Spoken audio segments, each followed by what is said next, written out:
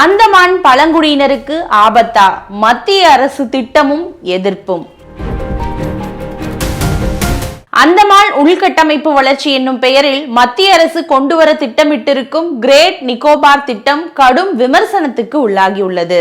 166 சதுர கிலோமீட்டர் பரப்பில் 92,000 கோடி ரூபாய் மதிப்பில் துறைமுகம், பன்னாட்டு விமான நிலையம், அனல் மின் நிலையம், நகரியம் முதலானவற்றை கட்டமைக்கும் இந்த திட்டத்தில் அந்தமானில் வசிக்கும் பழங்குடியினருக்கும் சுற்றுச்சூழலுக்கும் பாதிப்பு ஏற்படலாம் என அரசியல் தலைவர்கள், அறிவியலாளர்கள், பழங்குடி உரிமை செயல்பாட்டாளர்கள் என பலரும் எதிர்ப்பு குரல்களை எழுப்பியுள்ளனர். அந்தமான் நிக்கோபார் யூனியன் பிரதேசத்தில் உள்ள கிரேட் நிக்கோபார் தீவு வளமிக்க வெப்பமண்டல மலைக்காடுகள், அரிய வகை பல்லுயிர்களின் குடிகளாகும். இந்த காடுகள் பூமியின் சுற்றுச்சூழல் பாதுகாப்புக்கு உயிர் நாடியாக திகழ்கின்றன.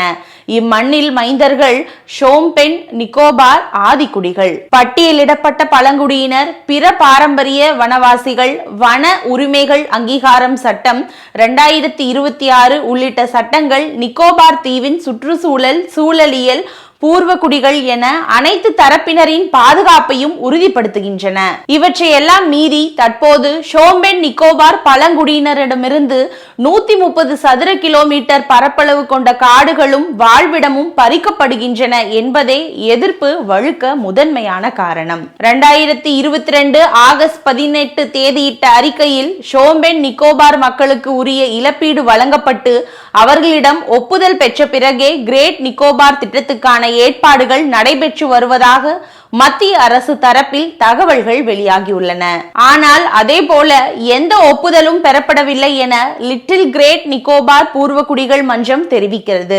அத்துடன் மத்திய அரசின் இந்த செயல் சட்ட ரீதியிலானதா என சட்ட வல்லுநர்கள் கேள்வியும் எழுப்பியுள்ளனர். அதிலும் ஷோம்பென் இன மக்கள் 10,000 ஆண்டுகளுக்கு மேலாக நிக்கோபார் தீவில் வசித்து வரும் பூர்வகுடிகள்.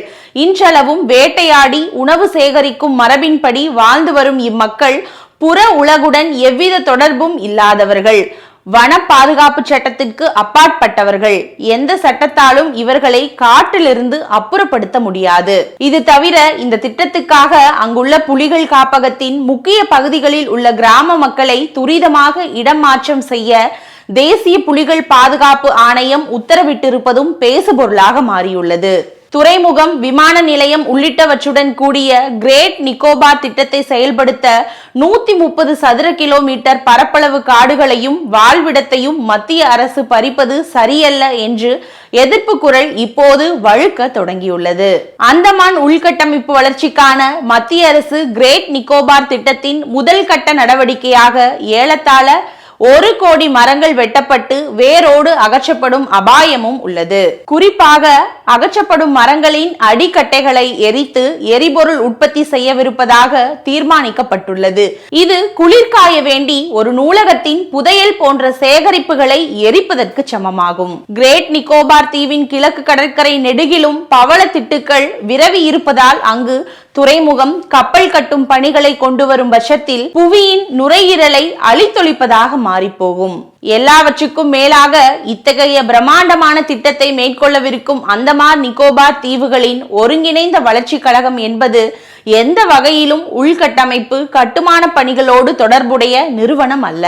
கடந்த 35 ஆண்டுகளில் இந்த நிறுவனம் மதுபான விற்பனை, பால் உற்பத்தி விநியோகம், பெட்ரோல், டீசல் போன்ற எரிபொருள் வியாபாரம் உள்ளிட்ட தொழில்களில் மட்டுமே ஈடுபட்டுள்ளது. கிரேட் நிக்கோபார் திட்டம் மூலம் பழங்குடியினரிடமிருந்து நிலம் பறிக்கப்படுவது, அவர்களுடைய உரிமைகளை நசுக்கி இயற்கையை சுரண்டும் செயல் என எழுந்திருக்கும் குரல்களுக்கு மத்திய அரசு செவி மடுக்க வேண்டும்.